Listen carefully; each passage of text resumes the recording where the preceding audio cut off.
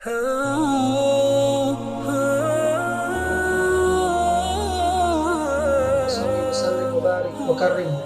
ala habibina wa maulana Muhammad ibn Abdullah sallallahu alaihi wasallam wa ala alihi wa sahbihi wa man tabi'ahum bi ihsanin ila yaumiddin wa ba'd. Allahumma anfa' bima 'allamtana wa 'allimna ma yanfa'una wa zidna ilman nafi'an ya rabbal alamin. Alhamdulillah, pertama-tama kita bersyukur dulu kepada Allah Subhanahu wa taala. Kita memuji Allah Subhanahu wa taala karena pada malam hari ini malam yang paling meriah, malam yang paling megah lah dari malam-malam yang pernah kita lalui bersama-sama. Insya Allah. Teman-teman sekalian, pada kesempatan kali ini kita sama-sama akan melanjutkan kajian kita, kajian akademik kita tentang serial Tarikh Tafsir. Pada pertemuan sebelumnya kita sama-sama telah menjelaskan dan juga menerangkan bagaimana sejarah perkembangan tafsir di abad yang kedua. Jadi kita menggunakan timeline sejarah Islam dalam menjelaskan tafsir. Pada kesempatan yang lalu kita membahas bagaimana sejarah pada abad kedua Hijriyah dalam tafsir, dalam dunia tafsir itu dipenuhi oleh gerakan-gerakan ilmiah yang diisi oleh pertama golongan ahli bahasa atau yang dalam bahasa Arab kita sebut dengan al-lughawiyun. Yang kedua juga ternyata tafsir diramaikan oleh gerakan-gerakan ilmiah oleh al-muhaddithun, ahli hadis. Gitu. Jadi pertama golongannya adalah al-lughawiyun, ahli bahasa. Kedua adalah al-muhaddithun, ahli hadis. Nah, ahli tafsirnya kapan? Nah, insya Allah pada kesempatan kali ini kita masuk ke abad yang ketiga di dalam sejarah Islam. Berarti abad ketiga tahun berapa? Ratusan? Tahun 200-an. Kalau tahun 100-an berarti abad yang kedua tahun 200. Nah, pada kesempatan kali ini teman-teman sekalian, kita akan membahas seorang sosok, seorang figur yang sangat penting, bahkan dianggap mengubah sejarah perjalanan ilmu tafsir secara khusus, bahkan secara umum ilmu keislaman. Karena kenapa? Karena kontribusinya yang sangat signifikan. Beliau adalah Al-Imam Abu Ja'far Muhammad Ibnu Jarir At-Tabari. Nah, pertama kita akan berbicara dulu sedikit bagaimana perjalanan pengembaraan ilmiah dari seorang Al-Imam At-Tabari, kemudian baru kita masuk ke dalam metodologinya di dalam tafsir. Nah, Muhammad Ibnu Jarir At-Tabari adalah seorang ulama yang bukan lahir dari keluarga ulama. Pertama, kalau kita lihat ulama-ulama lain, betapa banyak ulama-ulama yang lahir dari kalangan ulama. Contoh dalam tafsir ada namanya Ibnu Atiyah. Ini punya kalangan tafsir Ibnu Atiyah namanya, tafsir Ibnu Atiyah. Nah, bapaknya itu seorang ulama. Makanya waktu dia menulis tafsir itu dibantu, dibimbing. Jadi bapaknya seorang ulama seakan-akan menjadi dosen pembimbing bagi Ibnu Atiyah dalam menyusun tafsirnya. Nah, ada juga kalangan lain yang adalah ulama lahir dari kalangan atau dari lingkungan istana. Ini lebih sedikit daripada yang lahir dari lingkungan ulama. Contohnya yang paling terkenal adalah Al-Imam As-Sofadi. Al-Imam As-Sofadi lahir dari daerah Sofat. Jadi salah satu negeri di Syam ada namanya daerah Sofat. Hari ini dia ada di Palestina dan sayangnya daerah Sofat ini salah satu daerah yang dikuasai oleh Israel pada hari ini. Nah, Al-Imam As-Sofadi ini lahir dari ayah seorang penguasa. Nah, makanya begitu banyak pengetahuan yang dia dapat, aksesnya itu karena dia punya kekayaan, karena dia punya uang lah, punya uang dan kekuasaan. Nggak banyak ulama yang mengakses, yang bisa mengakses ilmu yang diakses. Akhirnya lahirlah sebuah kitab dari beliau yang berjudul Al-Wafi bil Wafayat. Jadi Al-Wafi bil Wafayat itu adalah salah satu kitab tentang biografi para ulama, sejarah hidup para ulama. Nah, dalam kitab Al-Wafi bil Wafayat ini dikatakan oleh para ulama banyak hal-hal yang tidak bisa disentuh oleh ulama-ulama yang bukan lahir dari daerah kekuasaan, tapi seorang Imam As-Sofadi itu bisa. Karena apa? Dia lahir dari lingkungan kekuasaan. Nah, sekarang Imam At-Tabari yang akan kita bahas sama-sama ini, beliau bukan lahir dari lingkungan kekuasaan, bukan juga lahir dari lingkungan keilmuan orang tuanya. Disebutkan bahwa bapaknya itu Rojulan adiyan amiyan, orang awam biasa, orang biasa namanya, orang awam, orang biasa. Nah, ceritanya bagaimana? Jadi Imam At-Tabari ini dia bukan anak pertama, dia kalau nggak salah anak keempat. Nah, bapaknya kan namanya Muhammad ibnu Jarir, berarti nama bapaknya Jarir. Jarir ini pernah punya anak yang kedua, itu Muhammad. Kemudian Muhammad ini meninggal. Lalu dia punya anak lagi, akhirnya lahir nih Imam At-Tabari. Karena anaknya kedua yang tadi itu meninggal bernama Muhammad, dikasih lagi nama anaknya Muhammad. Nah, kemudian ketika Muhammad ini sampai pada umur yang kedua atau yang ketiga, masih kecil nih, masih batita. Jarir, seorang Jarir itu bermimpi melihat anaknya tadi masih batita nih dipangku oleh Rasulullah Shallallahu Alaihi Wasallam. Dipangku oleh Rasulullah SAW. Ini ada riwayatnya. Nah, kemudian Imam At-Tabari ini yang kecil kan, masih kecil, dipangku oleh Rasulullah. Wa ma'ahu mikhlah. Seakan-akan dia memegang kendi, lalu dalam itu ada batu-batu kerikil, dia melempar-lempar. Ka'annahu yazub wa yudafi' an Rasulillah sallallahu alaihi wasallam. Begitu riwayatnya. Seakan-akan ini dia melempar kayak melindungi Rasulullah. Lalu keringetan kan si Jarir nih. Ini apaan ya arti mimpinya? Pada saat itu abad ketiga Hijriah masih ada tradisi dalam sejarah Islam, tradisi menafsirkan mimpi gitu. Kita nggak boleh kaget karena pada hari ini begitu banyak tradisi-tradisi di dalam lingkungan Islam yang udah pudar. Contoh, tradisi mendatangi ustadz dalam rangka kita maksiat, misalkan. Pada saat itu dimulai dari Rasulullah SAW sampai abad pertengahan, bahkan mungkin 200 tahun lalu, para ustadz itu selain fungsinya adalah sebagai sumber keilmuan, sumber intelektual nih, baca kitab dan lain sebagainya, dia juga adalah sumber spiritualitas umat. Jadi selain umat itu nyari ke kiai, nyari ilmu, dia juga nyari takwa. Nah, tapi sayang budaya-budaya seperti ini sudah luntur di tengah-tengah umat Islam. Nah, selain budaya mendatangi ustadz dalam rangka bertaubat nih, atau fokus pada akhirat gitu, ternyata pada saat itu masih ada tradisi menafsirkan mimpi. Nah, mungkin hari ini nggak tahu nih masih ada yang punya ilmunya atau enggak. Walaupun wallahu alam, ketika seorang itu kan disebutnya al-mu'abbirin ya ahli tafsir mimpi itu kebenarannya 100% apa nggak 100% itu wallahu alam. Tapi ini ilmunya emang ada. Nah, mu'abbirinnya ini mengatakan kepada Jarir, dia bilang gini, kalau engkau wahai Jarir mampu mendidik anakmu ini sesuai dengan didikan-didikan yang telah dilaksanakan oleh para ulama, dengan pendidikan keilmuan, tarbiyah yang bagus dan sebagainya, orang ini sesuai dengan mimpi engkau tadi, itu bisa menjadi seorang ulama besar, bisa menjadi seorang yang membela syariat Rasulullah SAW, bisa membela ilmu keislaman dengan sangat luar biasa gitu.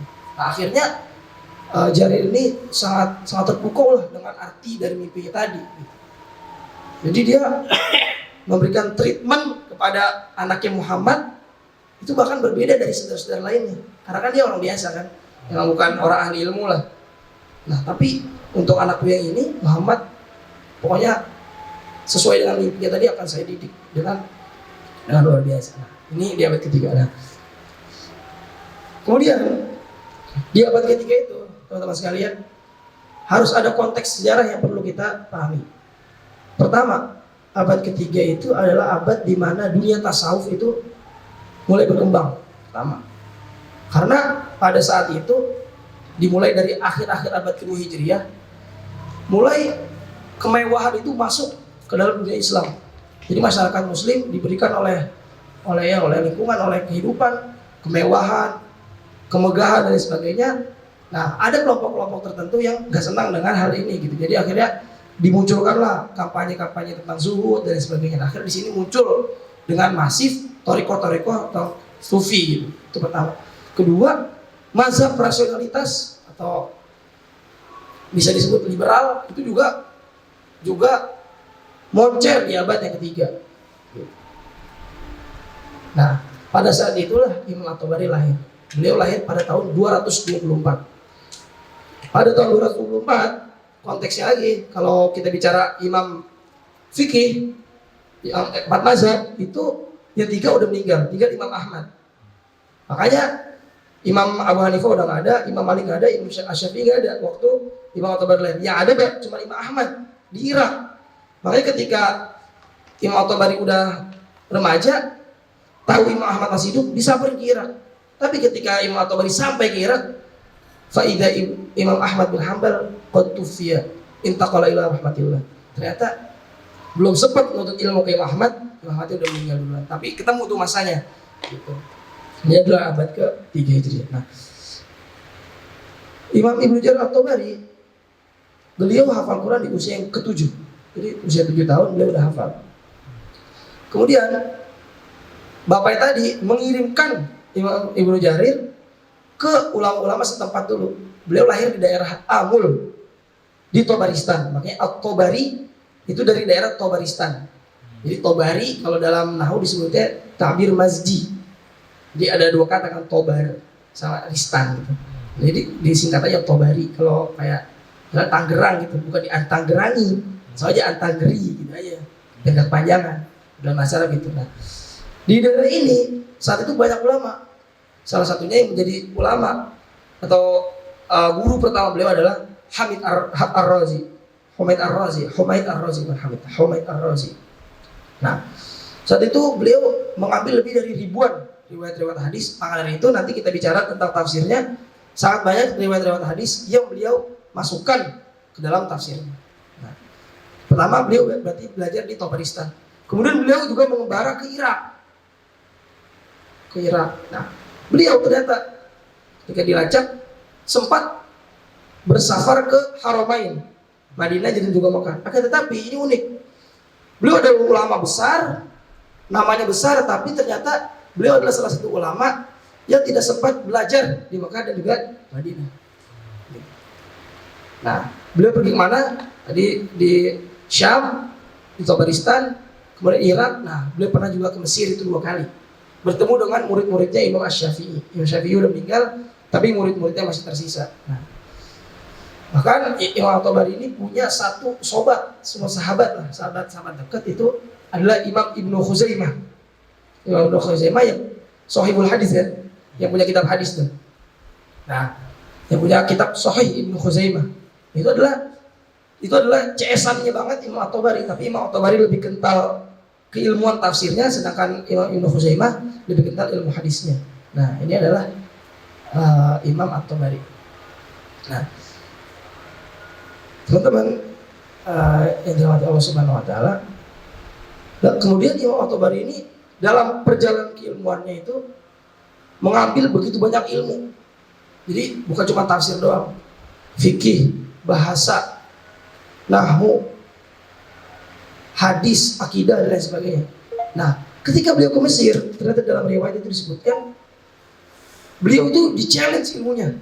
Jadi ulama saat itu juga tradisinya ketika datang ke satu kota dites, dihakimi gitu keilmuannya, ini ilmunya benar apa enggak benar gitu. Nah, di dalam kitab Mu'jamul Udaba karya Yaqut Al-Hamawi, jadi ini salah satu kitab yang sangat mu'tamad dalam kita membaca biografi Imam At-Tabari, karena biografi Imam At-Tabari nggak banyak dimuat di dalam kitab-kitab biografi para ulama.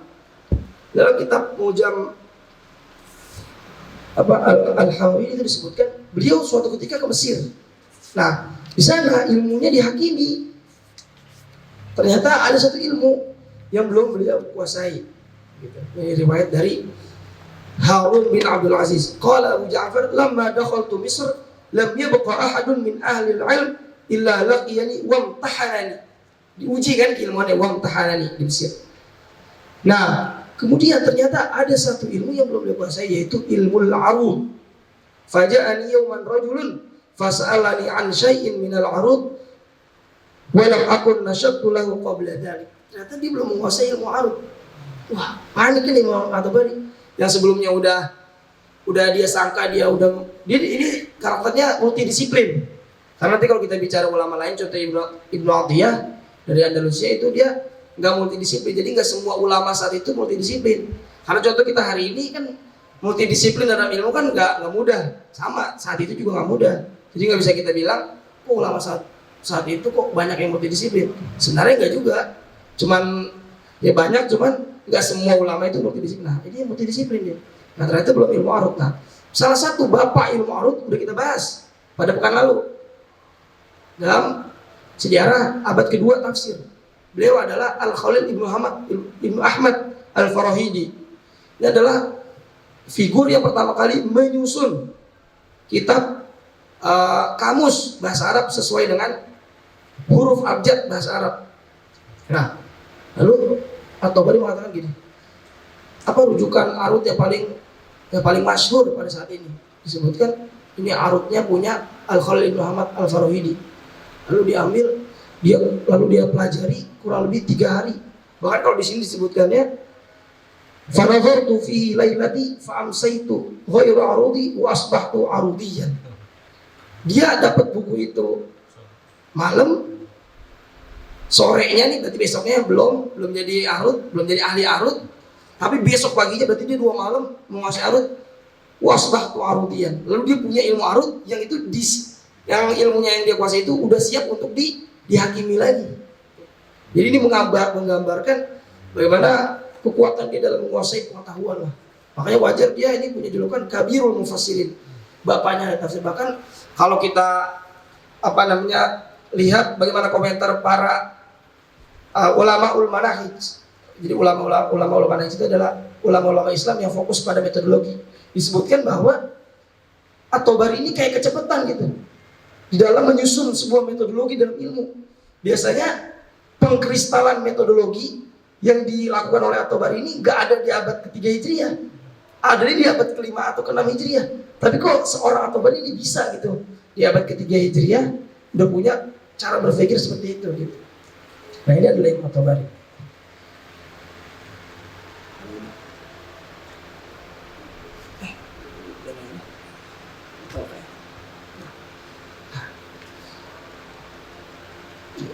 Jadi begitu. Itu jadi pokoknya At-Tabari ini bahkan yang para ulama udah bersepakat lah tentang keilmuan At-Tabari.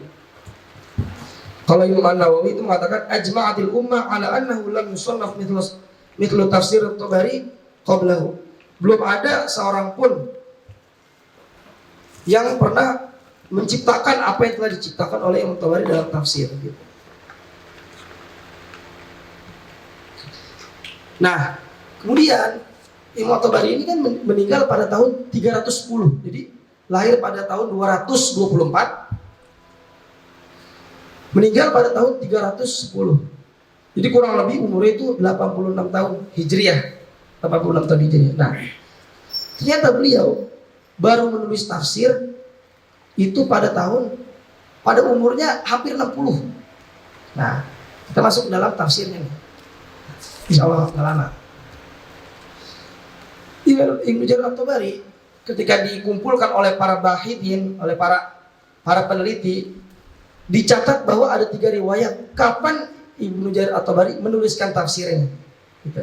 Beliau lahir tahun 224 kan. Nah, dalam kitab ini Ta'rifud Darisin bi Manahijil Mufassirin karya Dr. Salah Abdul Fattah Al-Khalidi, salah satu pakar dalam kutubisme.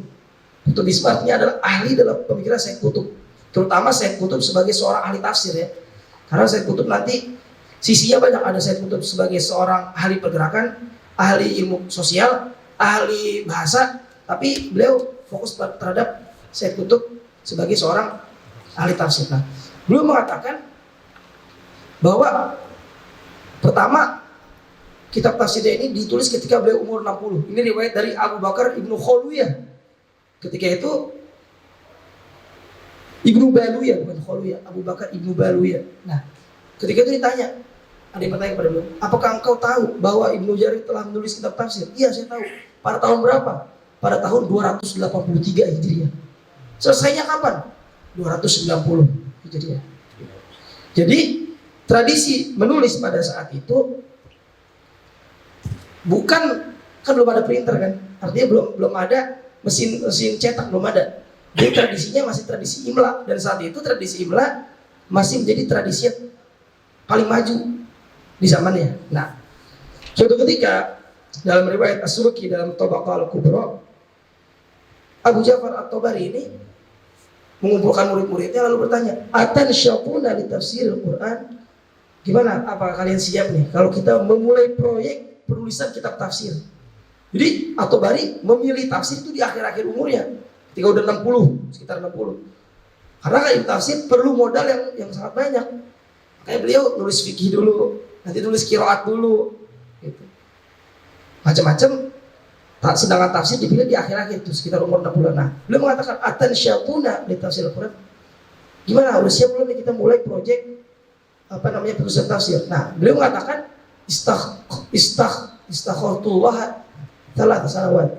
Beliau untuk menulis tafsir istikharah dulu 3 tahun, Nah, lalu murid-murid itu menjawab, kan yakunu qadru, kira-kira berapa halaman? Karena Imam Ibnu Jarir ini terkenal kalau udah nulis satu kitab itu wah luas banget, sangat banyak. Bahkan ada juga para bahitin yang mengumpulkan seluruh tulisan-tulisan Imam At-Tabari yang masih ditemukan hari ini, bukan yang ada yang hilang nggak dihitung, yang ditemukan doang, dibagi dengan umurnya itu ditemukan bahwa satu hari kalau dibagi dengan umurnya nih, satu hari bisa jadi Imam At-Tabari tulis 40 halaman. Tapi dari bayi itu, kalau dari balik bisa. Makanya Imam At-Tabari salah satu ulama yang milih untuk tidak menikah. Dan nanti kalau kita lihat kitab Abu Hudah, Abdul Fattah Abu Hudah itu menuliskan kitab ulama-ul uzzab, ulama-ulama yang gak nikah. Salah satunya adalah Imam At-Tabari, memilih gak nikah. Nah, karena tadi pesan dari bapaknya, udah kamu fokus kepada ilmu.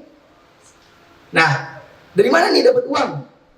Tadi belum kita bahas. Dari mana nih Imam Ibnu Jarir At-Tabari dapat uang? Karena kan dia tadi tinggalnya dari Tabaristan tapi ke Irak, juga sempat haji umroh, ke Mesir 2 kali. Ternyata beliau itu makfulah an abihi. Beliau ini seorang yang dibekali oleh bapaknya. Bapaknya mengatakan, saya punya satu kebun. Dia punya kebun nih, juragan tanah. Nah, kata dia, tapi satu kebun ini nggak akan saya gunakan untuk apapun kecuali untuk membekali dia menuntut ilmu. Nah, ternyata ketika muridnya bertanya, berapa halaman nih kitab tafsirnya?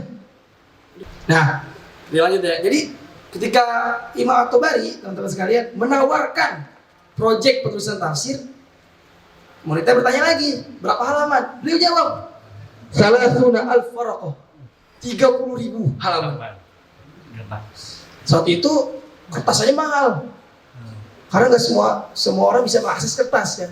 Nah, selain itu satu halaman saat itu juga gede kan, Al-Wasatul Kabir gitu. Nah, lalu jiper ngedown murid-muridnya mengatakan, hadza rubbama tafnal a'mar qabla tamami. Wah, kalau begini udah habis duluan umur kita, belum selesai juga itu pasti tafsir. Nah, fakhtasaruhu fi nahwa 3,000 waraqah. Lalu ditalkhis, diringkaskan oleh Imam At-Tabari menjadi 3.000 halaman. Nah, 3.000 halaman ini kita lihat tafsir At-Tabari 12 jilid. Tapi itu mukhtasornya, ringkasan. Kalau aslinya berarti bisa lebih lagi. Nah, inilah awal mula Imam At-Tabari ingin menawarkan kepada murid-muridnya untuk menulis tafsir. Nah, riwayat yang tadi kita udah lihat yang disebutkan oleh ini juga di kitab Salah Al-Khalidi bahwa 283 dituliskan, ya kan? Ini riwayat dari Abu Bakar Balwiyah. Nah, di dalam tafsir At-Tabari nih kita punya nih sekarang, di muqaddimah kita akan lihat jejak bahwa tafsir At-Tabari ini bukan ditulis oleh Imam At-Tabari, artinya bukan dicatat, tapi yang mencatat adalah murid-muridnya. Di sini kalau kita buka kitab-kitab tafsir At-Tabari ini yang ada di toko-toko buku, dikatakan quri'a ala Abi Ja'far Muhammad ibnu Jarir At-Tabari fi sanah sit wa thalathmiyah. Dibacakan kepada kami, artinya siapa? Berarti murid-muridnya nih. Berarti At-Tabari ini yang mendikte kan, para muridnya yang mencatatkan. Fi sanah di tahun sit wa thalathmiyah, tahun 306. Berarti sebelum dia wafat berapa tahun? 4 tahun sebelum wafat. Berarti ini umur 82 tahun masih ngajar tafsir tuh. Nah, di sini saya Salah Al-Khalidi mengatakan 2 kali dituliskan tafsir At-Tabari, artinya ditashih lagi, direvisi lagi supaya nanti ketika di-up ke masyarakat dia menjadi tafsir yang lebih sempurna. Nah, akan tetapi di dalam kita Mu'jamul Udaba, ada satu riwayat lagi dari Abu Bakar Ibnu Kamil yang menyebutkan bahwa tafsir At-Tabari itu sudah dituliskan pertama kali di tahun 270. Berarti umur masih 50-an tuh, hampir ke 60 juga.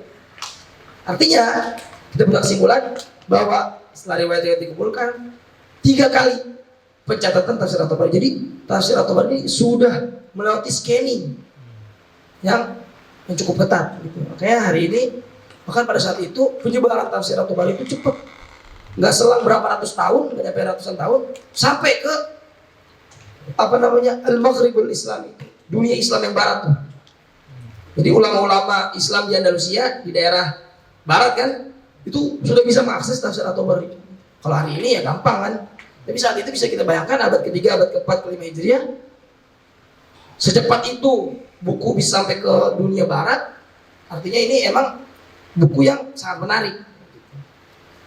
Nah, jadi bahkan di sini ada seorang ulama namanya Abu Hamid Al-Isfaraini mengatakan, "Lau safara rajulun ila Sin hatta yuhassila ala kitab tafsir Ibnu Jarir lam yakun dzalika katsira." Kalau ada orang jauh-jauh ke Cina, udah Cina nih. Jadi pada saat itu udah bersinggungan dengan Cina kan. Untuk cari tafsir At-Tabari itu belum apa-apa dibandingkan apa yang bakal dia dapat. Karena tafsir At-Tabari itu sangat berharga. Nah, itulah tafsir At-Tabari. Kemudian, mari kita masuk ke metodologinya. Terakhir ini insya Allah. Di dalam tafsir At-Tabari, beliau menuliskan sebuah muqaddimah. Saya orang menyebutkan dengan muqaddimah nafisatun jiddan. Kitab-kitab tafsir ada pada hari ini terbagi menjadi 2. Pertama, kitab-kitab tafsir yang didahului dengan muqaddimah.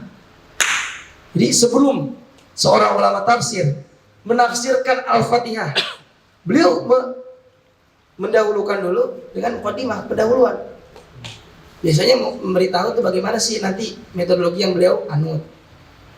Apa saja pemahaman beliau tentang Al-Quran yang nanti akan mempengaruhi penafsiran beliau dan lain-lain. Ini menjadi ilmu. Nah, ada juga kelompok yang kedua. Contohnya Imam Suyuti ini dalam Ad-Durrul Mansur tuh. Bahkan kalau nggak salah Imam Ar-Razi dalam tafsir Al-Kabir itu juga tidak menuliskan muqaddimah. Jadi langsung aja. Nah, Imam At-Tabari termasuk yang menuliskan muqaddimah. Dan muqaddimahnya ini sebagai rujukan pertama dalam usul tafsir, kedua dalam ulumul Quran. Nah, di sini beliau dalam di dalam khutbatul kitab ya. Jadi muqaddimahnya cukup panjang, ada khutbatul kitab, ada beberapa paragraf yang mencerminkan metodologi beliau. Bahkan di sini juga ada kosakata atau terminologi spesifik yang beliau gunakan. Makanya kalau hari ini kita lihat contohnya Dr. Hazami rahimahullah menggunakan kata-kata sufara dakwah. Ternyata terminologi sufara dalam dunia dakwah, dalam dunia Al-Quran, ini yang bawa awalnya dari At-Tabari. Pas kita baca yang At-Tabari, kita baru tahu, oh ternyata Dr. Hazami rahimahullah terpengaruh oleh tafsir wajar. Beliau pasti baca juga tafsir At-Tabari. Nah, sebenarnya ini kita pengen pre ini nih dari sore, cuman belum sempat. Ada satu paragraf yang ini sangat mencerminkan lah metodologi dari seorang Ibnu Jarir At-Tabari. Beliau mengatakan gini, wa nahnu fi syarhi ta'wilihi wa bayanu ma fihi min ma'anihi munsyi'una insyaallah dzalik kitaban mustau'iban. Selama ya kurang lebih hampir 2 abad kita udah bahas. Pada periode sebelumnya kitab tafsir pertama dia nggak lengkap karena tafsir-tafsir yang ada itu kan basisnya kebanyakan masih riwayat dari Nabi SAW. Nah, riwayat dari Nabi itu kan nggak lengkap kan, dari Al-Fatihah sampai Anas. Yang lengkap pun itu basisnya masih bahasa yang legitimasinya gitu, masyru'iyahnya masih diperdebatkan oleh para ulama. Jadi pertama tuh, jadi beliau ingin ada satu kitab tafsir yang mustawiban, komprehensif, mengumpulkan seluruh ayat dari Al-Fatihah sampai Anas. Pada saat itu belum ada ya. Nah, wa min sa'iril kutubi ghairihi fi dzalika kafiyah wa mukhbiruna fi dzalika biman taha ilaina min tifaqil hajah. Kedua, beliau juga akan komitmen memberikan sanad atau memunculkan sanad-sanad yang beliau dapat gitu, yang beliau dapat. Nah, kitab tafsir hari ini dalam dunia kontemporer itu sudah tidak menggunakan sanad lagi, karena umat Islam udah bosan sama sanad. Dari zaman Nabi SAW sampai terakhir itu di zamannya Imam Al-Alusi, umat Islam itu udah kenyang lah dengan sanad, dengan tanda kutip. Makanya dalam tafsir modern tidak lagi kita temukan sanad. Nah, kemudian teman-teman, selain sanad, Imam Tabari mengatakan waqtilafiha fi makhtulifat fihi minhu. Seluruh perdebatan tentang satu buah ayat itu akan saya hadirkan. Nah, ketiga nih. Jadi Imam Ibnu Jarir At-Tabari bukan orang yang pengen umat Islam itu terpengaruh dengan pendapat dia, tapi beliau juga secara jujur menghadirkan pendapat-pendapat yang ada di dalam dunia Islam minimal sampai abad ke-3 Hijriah. Tuh, kan? Setelah menghadirkan keempat, wa mubayyinu ilala kulli madhhabihim kulli madhhabin min madhahibihim. Lalu beliau menyebutkan seluruh argumentasi-argumentasi dari setiap kelompok di dalam sebuah ayat, dalam memahami sebuah ayat. Ya? Jadi perdebatan dihadirkan, argumentasi setiap kelompok juga dihadirkan dengan jujur. Kemudian wa muwaddihus sahih ladaina min dzalik. Dia menyebutkan yang mana yang paling benar minimal menurut dia. Gitu. Kayak di dalam beberapa ayat beliau mengatakan yang paling mendekati kebenaran menurut kami. Gitu. Jadi bahasa beliau gitu. Yang paling mendekati kebenaran atau ilas shawab indana fi dzalika qaulu kadza wa kadza.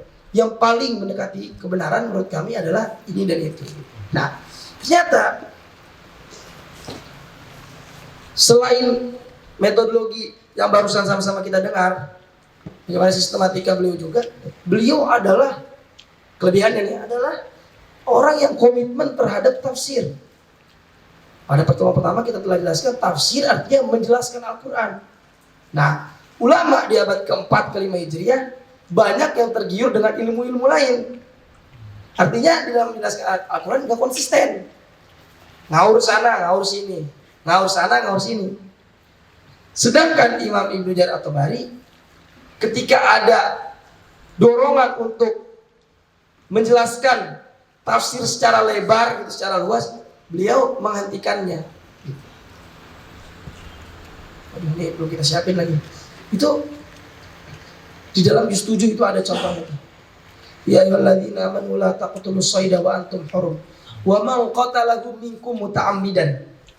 Nah, ini kan qatlul 'abd yang disebutkan dalam Al-Qur'an. Nah, dalam fikih itu biasanya disebutin tuh. Pembunuhan itu ada 3, kan yang dihukum nih. Pembunuhan sengaja, yang tidak sengaja, yang mirip sengaja. Yang disebutkan dalam itu muta'ammidan, kan yang sengaja. Nah, artinya di sini dia sebenarnya ada dorongan untuk menjelaskan bagaimana pandangan Islam tentang pembunuhan yang sengaja, yang mirip sengaja dan yang tidak sengaja. Tapi di situ dia berhenti. Dia mengatakan, ini teks bahasa Arab yang nggak ada, udah siapin nih. Belum mengatakan itu dalam arti bahasa Indonesia aja. Akan tetapi penjelasan tentang pembunuhan yang mirip sengaja dan tidak disengaja tidak kita bahas dalam kitab tafsir kita ini. Karena bukan itulah tujuan dari kita menyusun kitab tafsir ini. Nah, artinya apa? Nilai dari sebuah perkataan Ibnu Tabari tadi, beliau konsisten terhadap tujuan dalam kitab tafsir. Makanya ini salah satu nilai mahal dari kitab tafsir At-Tabari. Lagi, beliau juga mencekal habis kalangan yang menafsirkan Al-Quran bimujarradir ra'yi, hanya menggunakan akal yang telanjang. Nah, contohnya bahkan soal tabiin aja berani beliau cekal. Contohnya adalah Mujahid Ibnu Jabir, Imam Mujahid. Imam Mujahid seorang ulama besar dalam tabiin, ya kan? Murid dari Ibnu Abbas. Nah, sewaktu-waktu beliau menafsirkan Al-Quran tanpa landasan wahyu. Jadi Imam Mujahid menafsirkan Al-Quran tanpa landasan wahyu. menggunakan akal telanjang. Beneran. Nah, dalam surat Al-Baqarah Allah mengatakan, "Walaqad alimtumul ladzina i'tadaw minkum fis sabti faqulna lahum kunu qiradatan khasi'in." Jadi Allah melaknat orang-orang ahli kitab itu menjadi seekor kera. Nah, di sini aku berhenti kan, udah seekor kera. Pada saat itu belum ada ulama-ulama yang berani berucap lah. Ya apakah akhlaknya yang jadi kera, apakah hati jadi kera, apakah fisiknya. Bahkan mereka menganggap udah kalau begini udah kera ada pokoknya, mau fisik mau itu semua kera. Pada saat itu yang pertama kali berani menggunakan akal telanjangnya adalah Imam Mujahid. Mujahid Ibnu Jabir. Al-Imam Mujahid Ibnu Jabir. Progresif itu betul. Itu bahkan dijadikan tameng oleh kaum rasionalis dalam sejarah Islam. Nah, ini dicekal oleh Imam At-Tabari. Beliau mengatakan gitu. Jadi apa namanya Imam Mujahid mengatakan musikhat qulubuhum wa lam yamsahu qiradah wa inna ma huwa mathalun darabahu Allahu lahu. Ini sebenarnya bukan dia dijadikan kera, nggak mungkin, nggak bisa dijelaskan oleh rasionalitas. Kalau manusia itu diubah oleh Allah menjadi kera, pasti ini qulubuhum, hatinya yang dijadikan kera. Nah, menurut Imam Ibnu Jarir At-Tabari ini menafsir Al-Quran tanpa landasan wahyu, gitu. Nah, beliau mengatakan innaman atlaqa li ghairil iddah. Beliau mengatakan qaulun li zahiri ma dalla alaihi kitabullahi mukhalif. Ini secara zahir sebenarnya telah menyelisihi apa yang ada dalam Al-Quran dan juga dalam hadis-hadis Nabi SAW. Gitu. Jadi karakter beliau itu kencang di sini. Gitu. Nah, kemudian ada karakter beliau lagi dah. Nah, karakter beliau terhadap sanad adalah pertama tadi kan kita sudah sebutin, beliau membawakan sanad selalu. Makanya dalam dunia penelitian hadis, kitab tafsir beliau ini sangat berharga karena beliau menyebutkan sanadnya. Nah, akan tetapi beliau itu termasuk kelompok ulama yang punya prinsip begini prinsipnya, anna man asnadalaka faqad hamalakal bahth an rijalis sanad. Jadi ada kalau seorang sudah menyebutkan sanadnya, udah dia udah tanggung jawabnya selesai, kan dia udah nyebutin sanadnya. Sekarang sahih apa nggak sahih, ente yang nyari gitu. Karena tugas dia tadi udah. Nah, makanya kenapa tadi kita sama-sama sebut para ahli hadis dalam dunia penelitian hadis itu suka karena Imam Tabari membawakan sanad. Nah, baru pekerjaannya ahli hadis, ahli sanad ngecek apakah sanad ini sahih apa nggak sahih gitu. Nah, tapi menurut kita balik lagi ke kitab At-Tafsir wal Mufassirun karya Syekh Profesor Az-Zahabi, beliau mengatakan wa ma'adzalika fa Ibnu Jarir yaqifu minas sanadi ahyanan mauqifan naqidil basir. Kadang-kadang Imam Ibnu Jarir juga di dalam melihat sanad, beliau memposisikan dirinya sebagai an-naqid, seorang kritikus sanad. Jadi kadang-kadang ya kalau mayoritas beliau udah nyampein dengan sanadnya. Makanya banyak tuh, bahkan dalam kitab tarikhnya banyak sejarah-sejarah Islam ngaco dari tarikh At-Tabari. Karena dia cuma dari sanad doang. Gitu. Nah, sama dalam tafsirnya juga nggak sedikit riwayat, walaupun nggak sebanyak dalam kitab tarikhnya, tapi nggak sedikit juga kita temukan banyak riwayat-riwayat yang justru penyerang Islam datangnya dari At-Tabari. Tapi kita nggak bisa salahin At-Tabari. Gitu. Justru kita salahin orang yang menunggangi riwayat-riwayat ini. Gitu. Nah, tapi kadang-kadang fa yu'addilu man yu'addil min rijal isnad wa yajrah man yajrah minhu. Kalau Imam At-Tabari melihat seorang ini layak untuk dicela orangnya karena dia pembohong, pendusta gitu, dicela. Kalau orang ini seorang yang adil, seorang yang baik, nah itu akan dipuji sebagaimana seharusnya gitu. Nah, jadi ini adalah sikap dari seorang At-Tabari di dalam sanad. Nah, nggak terakhir juga, sebelum terakhir, beliau juga adalah orang yang sangat menghargai ijma' ulama. Kita tahu dalam dunia fikih misalkan ijma' adalah salah satu rujukan di dalam tafsir. Kan? Dalam hukum Islam secara umum. Bahkan dia ada sumber yang keempat kan. Nah, contohnya Imam At-Tabari dalam menafsirkan fa in talaqa, Allah Subhanahu wa taala dalam surah Al-Baqarah mengatakan fa in talaqa fala tahillu lahu min ba'du hatta tankiha zawjan ghairah.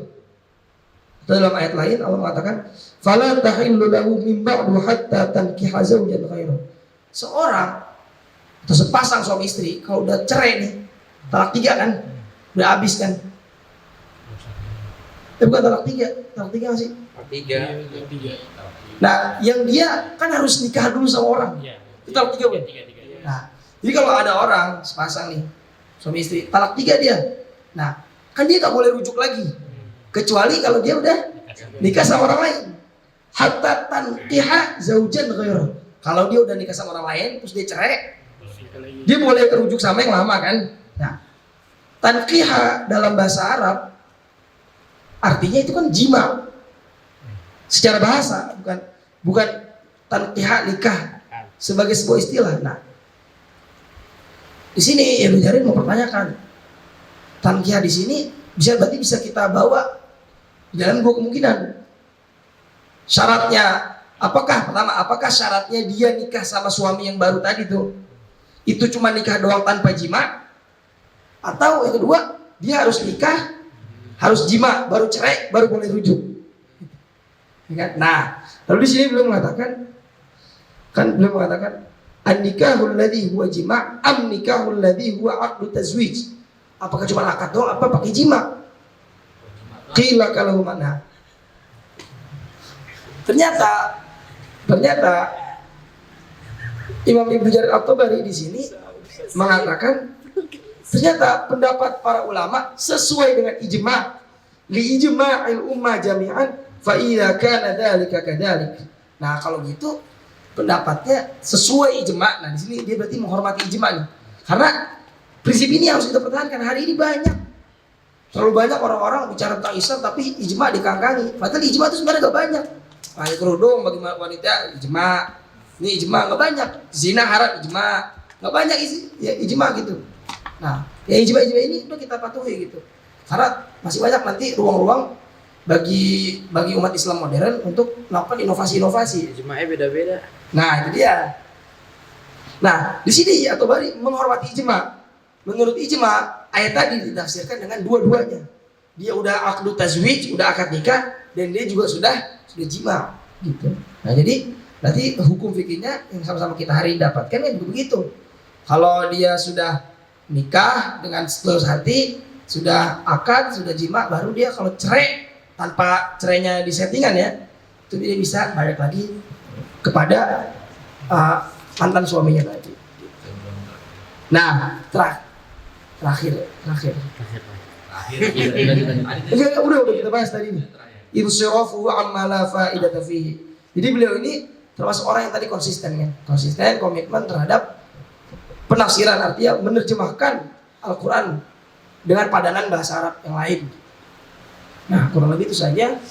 Mudah-mudahan ada manfaatnya. Kayaknya masih banyak yang lewat, tapi itu nanti bisa kita bahas kapan-kapan. Allahumma musta'an. Assalamualaikum warahmatullahi wabarakatuh.